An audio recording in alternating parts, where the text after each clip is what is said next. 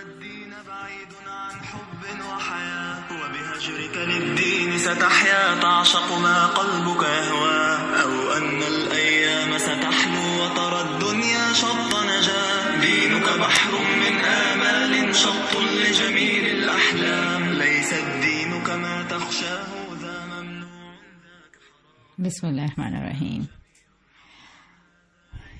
جی روزوں کی بات ہو رہی تھی کہ رمضان کے ساتھ کیا خرابیاں اٹیچ ہو چکی ہیں اور وہ کیا ایسی خرابیاں ہیں جو دل دہلا دینے والی ہیں اس لیے کہ کسی اور عبادت میں ہم اتنی محنت نہیں کرتے کہ اپنے نفس کی ضروریات پر اس قدر پابندی لگائی ہوئی ہو ہم نے. تو اس لیے ہمیں بہت زیادہ شدت سے یہ دیکھنے کی ضرورت ہے کہ کیا وہ خرابیاں ہیں جو روزے کے پورے فوائد کو، پورے مقاصد کو خراب کر سکتی ہیں، اور وہ جو ہم شروع سے تقویٰ پہ بات کرتے ہوئے آ رہے ہیں وہ کہیں غائب ہو جائے گا. تو پہلی چیز اس سلسلے میں یہ تھی کہ ہم نے اس کو فاقے کے بجائے کھانے پینے اور چٹخاروں کا مہینہ بنا لیا ہے، اور پھر اسے ہم نے دیکھا کہ نفس کی پرورش اور نفس کی تربیت کرنے کے بجائے ہم اسے نفس کو موٹا کرنے کا ذریعہ بنا لیتے ہیں. اور پھر اس کے بعد ہم نے اس کا علاج دیکھا کہ علاج سے پہلے بلکہ یہ بتاؤں گی کہ خواتین کا پورا دن اس کی پلاننگ میں گزرا ہوتا ہے اور مرد کا پورا دن فرمائشوں میں، مردوں کا اور بچوں کا. تو اس سلسلے میں جو بنیادی چیز ہمیں ذہن میں رکھنی ہے کہ روزہ بیسیکلی یہ نہیں ہے کہ کھانے کے بعد جتنا مرضی ہے کھا لیں، اس وقت بھی یہ فاقے ہی کا مہینہ ہے، کم کھانے کا ہی مہینہ ہے. تو اگر ہم سحری کے ٹائم میں بہت سارے پراٹھے کھا لیں گے یا پھر افطاری میں بہت سارا کھا پی لیں گے تو دوبارہ پھر وہ جو اسپرچول بوسٹ کی ہم نے بات کی تھی وہ حاصل نہیں ہو سکے گا. یہ بات سمجھنے کی ہے بہت زیادہ کہ جبلی تقاضوں کو کمزور کر کے بیسیکلی ہم اپنے روحانی تقاضوں کو، روحانیت کو بلند کر رہے ہوتے ہیں. تو اب یہ بھی نہیں ہے کہ جس طرح صوفیوں کے ہاں یہ پایا جاتا ہے کہ جسم کو کمزور کرو تو روحانیت بڑھے گی. اب اگر اللہ تعالیٰ نے ہمیں اس طرح کے ناجائز بوجھوں سے نکال کر ایک جائز طریقہ اور راستہ بتایا تو پھر ہمیں اس کا لحاظ تو کرنا چاہیے نا کہ ہم بدن کی قوت کو ٹھیک ہے کمزور کریں اور روحانیت کی بلندی کو بھی حاصل کریں، لیکن بظاہر اسی بات ہے کہ جبلی تقاضوں پہ چند گھنٹے کی پابندی لگا کے اس کے بعد اس کا بالکل خلاف ورزی شروع کر دینا یہ بڑا غلط طریقہ ہوگا. اور اس کے علاج کے طور پر ہم نے پڑھا تھا کہ جتنا بھی آپ کو کھانے پینے کے لیے ایکسٹرا منی ہے اس کو نبی پاک صاحب نے جو علاج بتایا وہ انفاق میں خرچ کیا ہے، لوگوں کو کھلانے میں، لوگوں کو پلانے میں، لوگوں کی ضروریات پوری کرنے میں، ان کے اوپر خرچ کرنے میں، تاکہ کوئی بھی بندہ اس مہینے کی برکت سے محروم نہ رہ جائے اور ہم انفاق سے براہ راست روزے کی برکتوں کو حاصل کر لیں. اور دوسری خرابی جو ہم دیکھ رہے تھے وہ یہ کہ طبیعت میں چڑچڑا پن، غصہ آنا شروع ہو جاتا ہے اور ظہر سے لے کے عصر تک، مغرب تک کا ٹائم بہت ہی کریٹیکل ہو جاتا ہے اور بچوں کی سختی آ جاتی ہے اور بیویوں کی بھی سختی آ جاتی ہے شوہروں کے ہاتھوں، اور بعض جگہوں پہ شوہروں کی سختی آتی ہوگی یقیناً. تو اس چیز کا لحاظ کرنا ہے. ہم نے اپنے آپ کو، ہم یہ دیکھ رہے تھے کہ مطلب روڈز پہ ہم نے اس کا مظاہرہ عام دیکھتے ہیں. اچھا، اس کے علاوہ ایک اور چیز جو ہے وہ یہ کہ برا بولنا اور برا سوچنا، اس طرح کی بھی چیزیں. پھر ہم اپنے برا بولنا شروع کرتے ہیں تو برا سوچنا شروع یہ کر دیتے ہیں کہ جی غصہ، روزہ ہے تو ایسا ہو گئی نا، اس نے روزہ اصل میں رکھا ہوا ہے نا تو اس وجہ سے بیچارہ بڑا چڑچڑا ہو رہا ہے. تو بچے بھی بہت روزہ رکھ کے چڑچڑے ہو رہے ہوتے ہیں. تو میں شبان کے روزوں میں بیٹی نے بھی ساتھ ایک روزہ رکھا تو میں اس کو یہ کہہ رہی، اس نے ایک روزہ رکھا بہت تنگ کیا، پھر کہتی ہے میں نے اگلا بھی رکھنا. میں نے کہا بیٹا یہ جو آپ کا چڑچڑا پن ہے یہ میں پورا دن نہیں افورڈ کر سکتی. تو روزہ تو ہمیں صبر سکھاتا ہے، اگر وہ کرنا ہے تو ٹھیک ہے رکھیں، نہیں تو پھر رمضان یا جب آپ کے اوپر فرض ہوں گے تو تب آپ رکھ لیجئے گا. تو یعنی کہ بچوں کی بھی ہمیں ساتھ ہی ساتھ سے، اگرچہ اس نصیحت کا ان پہ اثر کم ہی ہوگا کیونکہ ہم پہ بھی تو کم ہی ہوتا ہے نا، ہم بھی تو پھر بھی اونچا بول ہی رہے ہوتے ہیں. آگے دیکھیں گے کہ روزے کا ایک احترام کیا ہے، اس کو ڈسکس کرتے ہیں اور اللہ تعالیٰ مجھے اور سب کو اس کی توفیق عطا فرمائے. وہ بھی بڑا مشکل پوائنٹ ہے. بہرحال اس پہ قابو پانے کے لیے مطلب میں نے کچھ چیزیں سوچی ہیں، وہ یہ کہ ایک تو یہ کہ خود کو بار بار ریمائنڈر دیا جائے، لیکن اس سارے سے پہلے یہ کہ آپ صلی اللہ علیہ وسلم نے کیا علاج بتایا؟ تو آپ صلی اللہ علیہ وسلم نے کہا ہے کہ روزہ کو ایز اے شیلڈ استعمال کرو، یہ روزہ ڈھال ہے تمہارے لیے. اچھا اگر تمہارے ساتھ یہ کوئی کہہ بھی تمہیں رہا ہے یا کوئی تمہارے ساتھ بدتمیزی کر رہا ہے، اونچا بول رہا ہے، تو پھر آپ اس کو یہ جواب دیں کہ انی صائمٌ، میں تو روزے دار ہوں بھائی،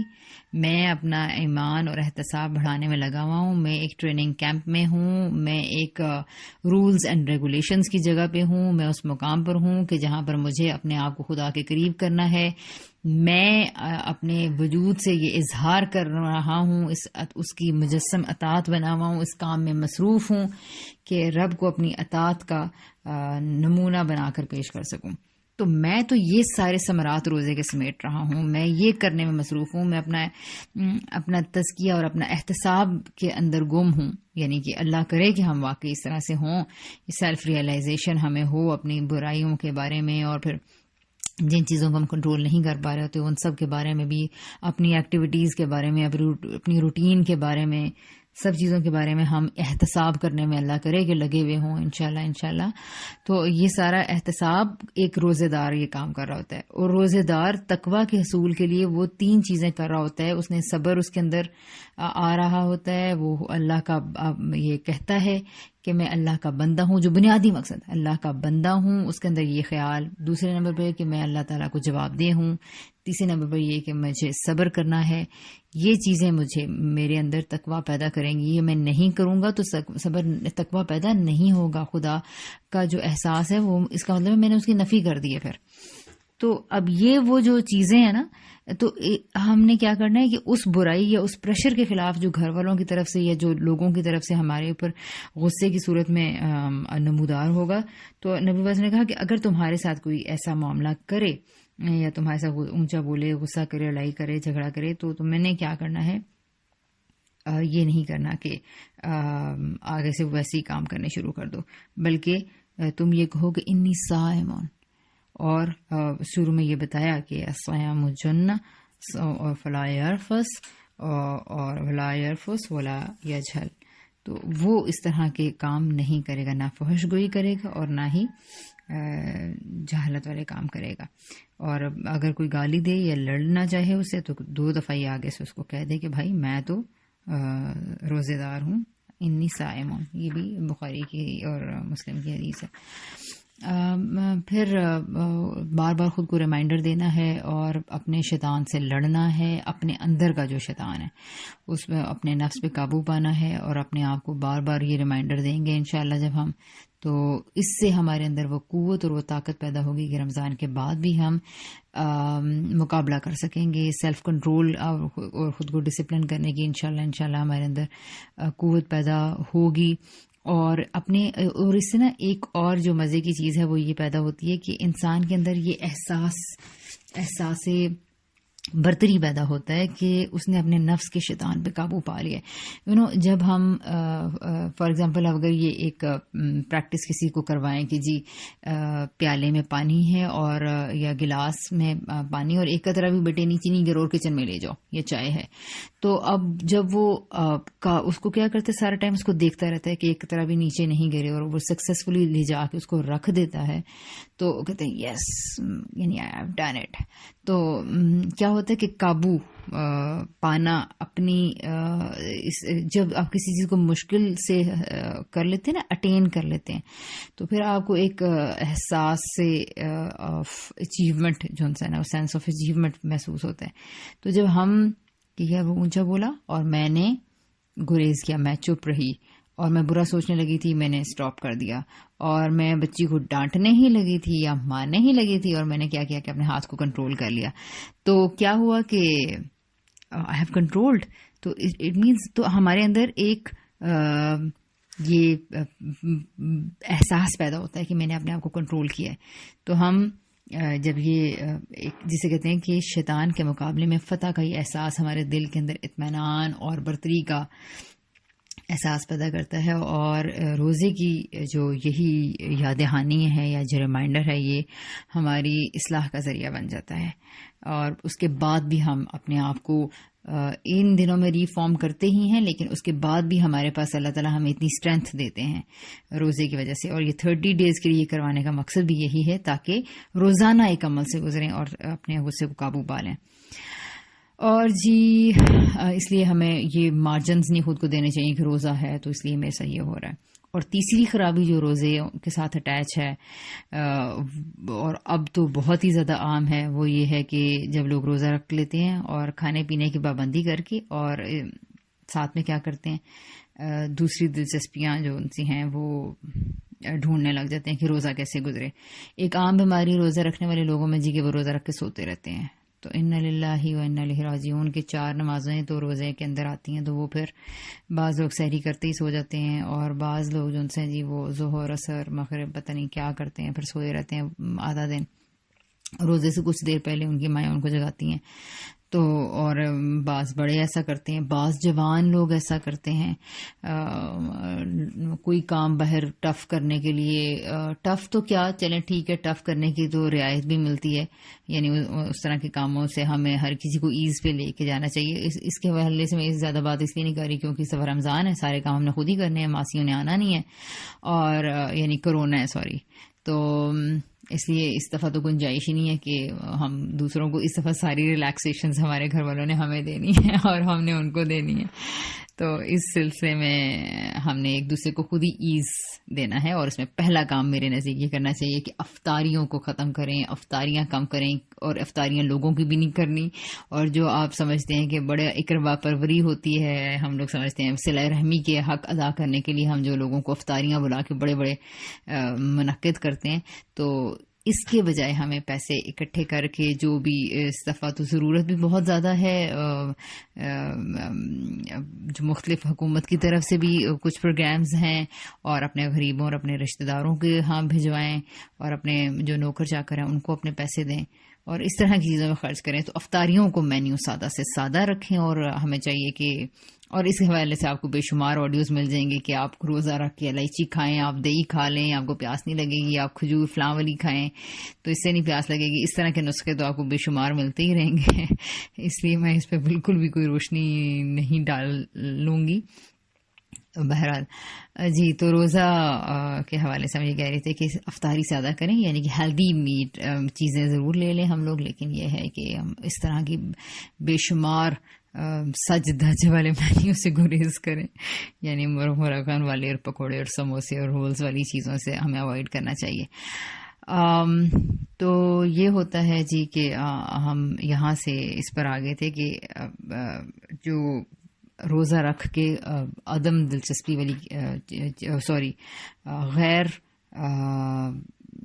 اعلیٰ قسم کی، کم اعلیٰ قسم کی ایکٹیویٹیز، بلکہ کم اعلیٰ بھی نہیں بلکہ بیکار قسم کی ایکٹیویٹیز میں جو انوالو ہو جاتے ہیں. بعض لوگ روزہ رکھتے ہیں اور وہ پھر ساتھ میں کیا کرتے ہیں کہ جی وہ کہتے ہیں کہ اب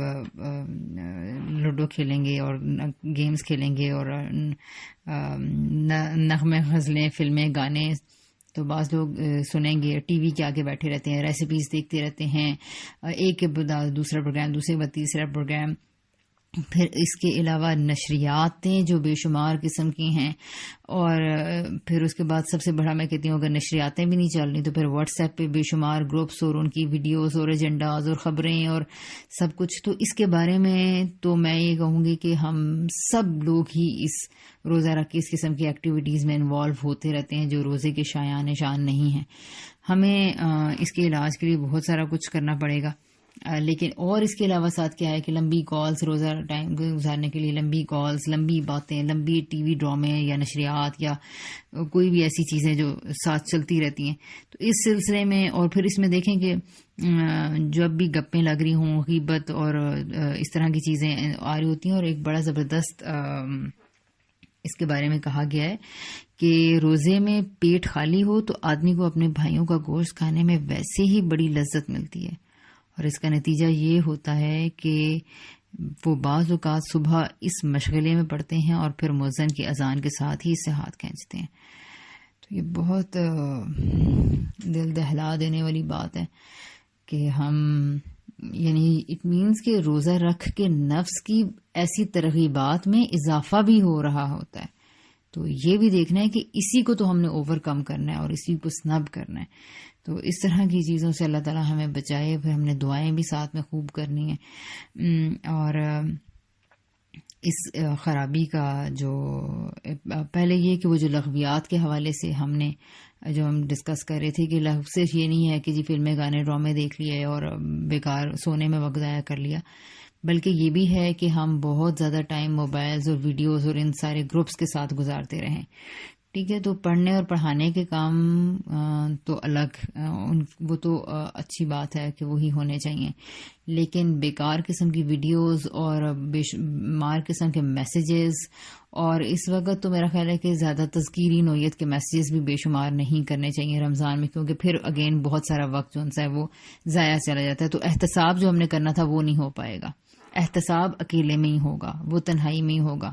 تو نماز اگر ہم تھوڑا ٹائم کر لیں کہ جی یکسوئی سے ہم نے پڑھنی ہے، اس کو آخر میں ہم کنکلوڈ کریں گے لاسٹلی 5 منٹس کے کس طریقے سے ہم اس کو بہتر بنا سکتے ہیں بیسیکلی. اچھا، اور تو یہاں پر ان سب کے حوالے سے یہ ذہن میں رکھنا ہے کہ روزے کے ساتھ جو کہا گیا ہے نا، وہ اس کا علاج یہ بتایا گیا جی کہ آدمی خاموشی کو روزے کا ادب سمجھے. یہ جو میں آپ سے ذکر کر رہی تھی کہ بڑا مشکل کام ہے اور وہ ہمیں کرنا ہوگا اور ہمیں بڑا سوچنا ہوگا. تو آدمی خاموشی کو روزے کا ادب سمجھے اور کوشش کرے کہ کم سے کم وہ ادھر ادھر کی فضول باتوں میں اور جھوٹی سچی اڑانے میں ٹائم ضائع کرے. تو اس معاملے میں اس کی زبان پر تالا لگا رہنا چاہیے، انسان کی زبان پہ. اس کو نبی واسم نے کیسے بیان کیا ہے؟ دیکھیں، نبی واسم نے اگین بخاری کی روایت ہے کہ جو شخص جھوٹ بولنا اور اس پر عمل کرنا نہ چھوڑے تو اللہ کو اس کے روزے کی کچھ ضرورت نہیں کہ وہ اپنا کھانا پینا چھوڑ دے. اگین بہت الارمنگ بات ہے. تو یہ پہلا بتایا گیا ہے، اور یہ غصے والی جگہ پہ بھی ہمیں کام آ سکتا ہے علاج، اور یہ اس میں بھی کہ جب ہم بیکار قسم کی ایکٹیویٹیز میں انوالو ہو کے اور غیبت، کالیں، چغلیاں، بدگمانیاں اس طرح کی چیزوں میں لگے ہوئے ہیں، تو ہمیں پہلی چیز ہے خاموشی اختیار کرنی ہے. خاموش رہ لیے تو وہ ان ساری ایکٹیویٹیز کا کیا کریں؟ مثلا سوئے ہوئے تھے یا ٹی وی دیکھے چلے جا رہے تھے یا موبائل پہ ہی ویڈیوز میں لگے ہوئے تھے یا گیمز بعض لوگ کھیلتے رہتے ہیں جی روزہ رکھ کے، تو ان سارے کاموں کا پھر کیا کریں؟ تو اس کے لیے دوسرا جو پروڈکٹیو حل ہے، جو اس کا جو علاج ہے وہ یہ ہے کہ ہمیں پرائورٹائز کرنا پڑے گا چیزوں کو، اور ہمیں کام جو اپنا وقت ہے وہ ضروری کاموں میں لگانا پڑے گا.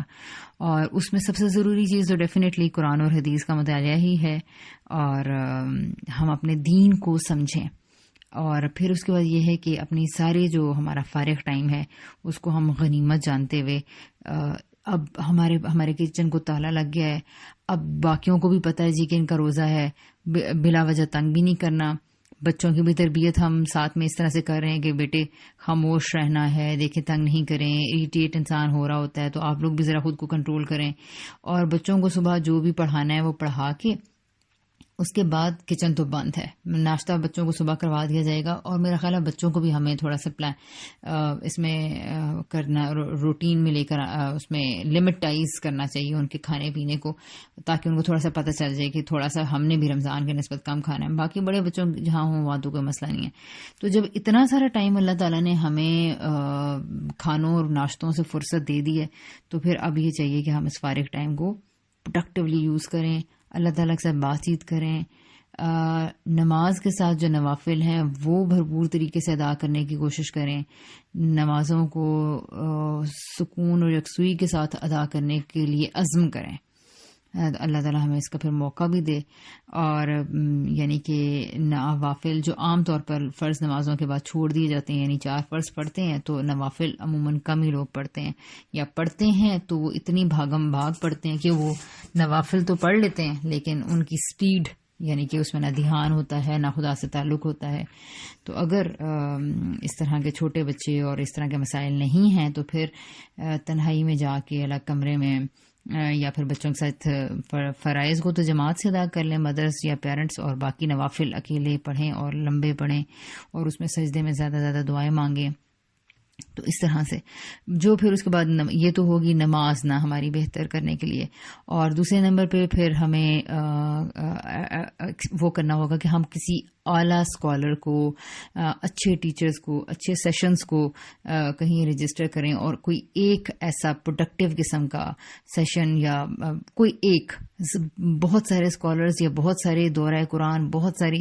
چیزیں، بہت سارے واٹس ایپ گروپس، تو پھر آپ کچھ بھی نہیں کر پائیں گے. تو ایک سے بس جڑیں. آپ کو پتا ہو کہ پورے دن میں نے ایک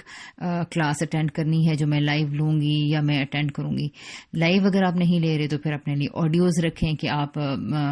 صفائی کرنا پڑی ہے یا کوئی کام کرنا پڑ رہا ہے یا پڑھنے کو دل نہیں چاہ رہا، تو پھر آپ تاکہ وہ لیکچر. اور اس میں ظاہر ہے کہ ہم سب کو اسپیکرز خرید لینے چاہیے خواتین کو آج کل، چونکہ اب سب کچھ آن لائن ہو گیا تو موبائل پہ سنانے میں مشکل ہو جاتی ہے. ایک اسپیکر آپ رکھیں اور بچوں کی بھی تربیت ہوتی رہے گی، اور آپ نے جو بھی آپ کام کر رہے ہیں آپ کے کانوں میں پڑتا رہے گا. 6 جملے مس ہوں گے تو ایک جملہ پڑھ جائے گا، ایک جملہ اگر پورا نہیں پڑھا تو ایک لفظ پڑھ جائے گا، اگلی دفعہ دوسرا کچھ حصہ آ جائے گا. اور بچے بڑے اسمارٹ ہوتے ہیں، ان کی لسننگ بڑی زبردست ہوتی ہے. تو بس اسپیکرز ہر کسی کو ارجنٹ بیسس پہ منگوا لینے چاہیے، اور تاکہ وہ بھرپور فائدہ اٹھا سکیں عام روٹین میں بھی. اور بے شمار چیزیں سننا اتنا بوجھ لگ رہا ہوتا ہے، لیکن اگر آپ نے اسپیکرز اپنے گھر میں رکھے ہوئے ہیں تو یہ اس سے کیا فائدہ ہوتا ہے کہ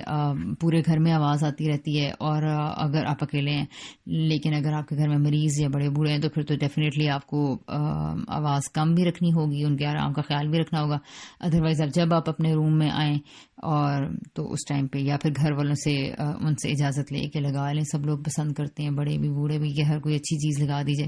تو اس سے کیا ہوتا ہے کہ آپ کی بہت ساری چیزیں جو آپ عام روٹین میں نہیں سن پا رہے ہوتے وہ اسپیکر پہ لگی ہوئی ہوتی ہیں، اور بس ساتھ ساتھ ہی بہت کچھ سن لیا جاتا ہے. تو آپ دیکھیں کہ کتنی سارے لیکچرز اور چیزیں تو اسی طرح روٹین میں کور ہو جاتی ہیں کہ آپ باقی کام کر رہے ہیں اور آپ نے لیکچر سنے. اور یہی طریقہ کار مردوں کو بھی کرنا چاہیے کہ جب وہ آفیسز میں فارغ ٹائم میں بیٹھے ہوئے ہیں اور موبائلز پہ گیمز کھیل رہے ہیں یا بس بیکار کی کالز یا اس طرح کی چیزیں ہو رہی ہیں یا ٹائم ضائع ہو رہا ہے، تو ان کو بھی چاہیے کہ اس ٹائم میں جو ان سا ہے وہ کوئی آڈیوز جو ان سے لگا کے سنیں، اور کسی اچھے اسکالرز کا انتخاب کر کے اپنے لیے اس طرح کی چیزیں کریں. کیونکہ ہر جگہ قرآن اٹھانا بعض اوقات ممکن نہیں ہوتا یا کھولنا ممکن نہیں ہوتا، تو سننا لیکن بہت آسان ہو جاتا ہے. اور پھر اس کے بعد عصر سے لے کے مغرب تک کا ٹائم خاص طور سے پلان کرنے کا ہوتا ہے. ظہر کا آخری حصہ تو چونکہ آپ نے سونا ہوگا، تو پھر اس کے بعد یہ ہے کہ عصر سے مغرب تک، مغرب سے 1 گھنٹہ پہلے یہ جو ٹائم ہے اس کو ہمیں بتایا تھا ہمارے ٹیچر نے کہ یاداشت کے لحاظ سے بہت بہترین ہوتا ہے، کیونکہ جبلی تقاضے کمزور ہوئے ہوئے ہوتے ہیں اور آپ کی جو ذہنی قوتیں ہیں وہ بہت اعلیٰ ہو چکی ہوئی ہوتی ہیں، بہت تیز ہوئی ہوئی ہوتی ہیں. تو خاص طور پر اس وقت نبی پاک صلی اللہ علیہ وسلم کی سکھائی گئی دعائیں اور قرآن کا کچھ حصہ یاد کرنے کے لیے کوشش کرنی چاہیے. تو میں نے اپنے لیے بھی یہی پلان کیا کہ کچھ نہ کچھ حصہ یاد کرنے کی کوشش کروں گی قرآن کا. اور جن لوگوں کو لیکن دعائیں نہیں آتی تو وہ کچھ دعائیں یاد کر لیں، ان کو معنی و مفہوم کے ساتھ. اس سے ہوتا ہی ہے کہ بعض اوقات آپ کا دل اتنا کچھ مانگنے کو کر رہا ہوتا ہے کہ آپ کو سمجھ میں نہیں آتا، اور کیا مانگوں، بچے ایسے ہو گئے ہیں، بات نہیں مان رہے، سن رہے ہیں، شور کر رہے ہیں، روٹین ٹائم ٹیبل ڈسٹرب. اور پھر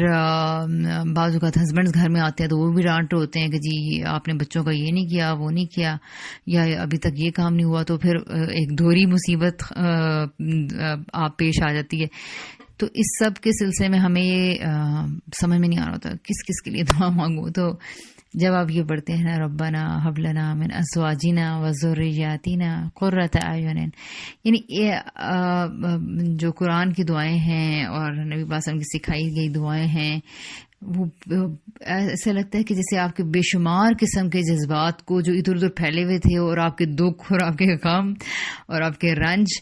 تو ان کو مجسم الفاظ نبی پاک صلی اللہ علیہ وسلم کے الفاظ نے دے دیا، مجسم کر دیا. وہ بہترین الفاظ ہیں. تو جیسے کہ اب فتنہ ہے، اب سمجھ میں نہیں آ رہا کورونا کے لیے جی کیا دعا مانگیں، یہ کریں، اور یہ بھی مشکل، باہر جا رہے ہیں تو مشکل، گھر کے اندر مشکل، یہ رک گیا، اسکول رک گئے، ایک ہی پینک مچا ہوا ہے. تو آپ جیسے کہتے ہیں کہ اللہم انی اسألک العفو والعافیہ فی الدنیا والآخرہ، تو جیسے کہتے ہیں نا کہ آپ کے سارے دلی خیالات کی ترجمانی ہو گئی، اور پھر کاموں میں کوئی مشکل ہو رہی ہے، پڑھنے میں دل نہیں لگ رہا، ذہن میں نہیں بات بیٹھ رہی، تو آپ کہتے ہیں ربی یسر ولا تعسر وتمم لنا بالخیر. یا آپ کو شرور جس وقت بچوں کو، اب ظاہر ہے کہ اگر اس طرح کی چیزیں ہو رہی ہیں تو آپ ان کو سمجھ میں نہیں آ رہا کیا کہیں، تو یا پھر انسان بچوں کو بھی کہتا ہے کہ آپ بھی یہ دعا مانگیں، خدا سے مانگیں. ہم کہتے ہیں دعا پڑھو پڑھو پڑھو، دعا پڑھ لی ہے تو ہم خود بھی پڑھ رہے ہوتے ہیں اور بچوں کو بھی پڑھا رہے ہوتے ہیں. تو ہمیں کرنا یہ چاہیے کہ اللہ سے دعا مانگیں کہ بسم اللہ الذی لا یضر ما اسمہ شیء فی الارض ولا فی السماء وهو السمیع العلیم، یا اللہم عافنی فی بدنی. بہرحال بے شمار دعائیں ہیں، تو آپ اس میں سے یعنی کہ اللہ کی عظمت ان کو واضح کریں، اور بہترین دعائیں. بعض اوقات ہم سے ٹائم ٹیبل اور ڈسپلن نہیں ہم خود کو کر پا رہے ہوتے، تو کام بہت زیادہ ہوتے ہیں، تو کیا جی، تو پھر اپنے وقت میں برکت کے لیے دعا مانگنی پڑتی ہے کہ اللہم بارک لنا فی اوقاتنا، اور کہ ہم اپنے برکت ہمارے وقت میں عطا فرمائے تاکہ ہم زیادہ کام کر سکیں اور زیادہ مقاصد کو پورا کر سکیں. اور اسی طرح اگر کسی ٹائم ٹیبل پہ، کسی روٹین پہ ہماری ہم استقامت نہیں نصیب ہو رہی، تو ہم پھر یہ اللہ تعالیٰ سے کہیں کہ یا اللہم مصرف القلوب صرف قلبی علی طاعتک، ہمیں اللہ تعالیٰ ہمارے دلوں کو ہمیں اپنی اطاعت پہ موڑ لے، اور تو دلوں کو پھیرنے والا. یا یہ بھی کہا ہے کہ یا مقلب القلوب ثبت قلبی علی طاعتک علی دینک، کہ اے دلوں کو الٹنے پلٹنے والے اپنی اطاعت پہ، اپنے دین پہ ہمارا دل ثابت قدم کر دے. پھر اسی طرح آپ یہ دیکھیں کہ دین کے نام پہ اتنے غلط نظریات اور فکریں اور تشدد والے نظریات کی ترویج ہوتی ہے. تو اس وقت ہمیں بہت زیادہ ضرورت ہے کہ ہم حق مانگیں خدا تعالیٰ سے، اللہم ارنا الحق حقا، اور یہ دعا مانگنا بھی بہت زیادہ ضروری ہے. تو بہرحال اس طرح کی دعائیں یاد کریں، قرآن کا حصہ یاد کریں، قرآن و حدیث کو خود پڑھیں، ایک ترجمہ سلیکٹ کریں، پھر کچھ عرصے بعد دوسرا ترجمہ پڑھیں، پھر تیسرا پڑھیں، پھر غور و فکر کریں. یہی علمی طریقہ ہے چیزوں کو دیکھنے کا، کہ ہم کسی ایک مفسر پہ ریلائی کر کے نہ بیٹھ جائیں، اور کوشش کریں کہ ایسا ترجمہ جس میں زبانی اسلوب کے لحاظ سے جیسے کہ مولانا امین احسن اصلاحی کے تدبر قرآن کا ترجمے کے اندر یہ نظم کی رعایت موجود ہے، یعنی کہ ترجمہ اس طرح کیا گیا ہے کہ گویا زبان کے اندر جو باتیں چھپی ہوئی ہوتی ہیں اور بعض جو لہجوں میں ہوتی ہیں تو ان کو رعایت کر کے انہوں نے اپنا تفسیر میں ترجمہ کیا، اور اسی طرح تفسیریں ایکسپلینیشنز کی ہیں. تو اس طرح خود پڑھنے کا، مطالعہ کرنے کی ہیبٹ ہونی. تھک جائیں تو کوئی دوسری کتابیں بھی آپ ضرور شامل کر لیں اپنے ساتھ، اور اس طرح سے ہمیں آگے بڑھنا ہوگا، روزے کو یوٹیلائز کرنا ہوگا، علاج کرنا ہے. یہ سارا علاج تھے اس خرابی کے جو آج کل روزے میں سب سے زیادہ دیکھی جاتی ہے، کہ روزہ تو رکھ لیا لیکن بیکار قسم کے لب کاموں کے ساتھ ہم اپنا روزہ گزار رہے ہوتے ہیں، پھر روزہ کھولتے ہیں، اور اسی لیے یہ وہ روزے دار ہوتے ہیں جن کے روزوں پہ کچھ فرق نہیں پڑتا، اور روزے بالکل بھی ہمیں بدلنے میں پھر کامیاب نہیں ہوتے. اور وہی عید کی رات کو بازاروں کی گلیوں میں طوفان بدتمیزی مچا ہوا ہوتا ہے، اور سب لوگ سمجھ میں نہیں آتی کہ روزہ رکھا تھا کسی نے کہ نہیں رکھا تھا. بہرحال اب تو اللہ کا شکر ہے کہ بہت اللہ تعالیٰ نے ہر کسی کو اعتکاف میں بٹھا دیا، اور کوئی بھی انشاءاللہ شاپنگز بھی زیادہ نہیں ہوں گی، اور زیادہ کیا میرا خیال ہے کم بھی نہیں ہونی چاہیے. اور پہلی دفعہ شاید عیدوں پہ ہم لوگ بہت سارے نئے کپڑے نہ پہنیں اور انہی پہ اکتفا کریں، اور کر لینا چاہیے، اور بہت ساری شاپنگز سے بھی گریز کرنا چاہیے، اور ساتھ ہی سے اپنے گھروں میں وقار کے ساتھ اس دفعہ منانی پڑے گی عید، کیونکہ اللہ تعالیٰ سے تو دعا یہی ہے کہ حالات ٹھیک ہو جائیں. لیکن بہرحال ہمیں اس سے بچنا ہی ہے. اور پھر اسی طرح آخری بات یہ کہ جو روزہ ہے وہ لوگوں کی ملامت کے ڈر سے نہ رکھا جائے. بعض لوگ روزہ اس لیے رکھتے ہیں کہ لوگ گھر والے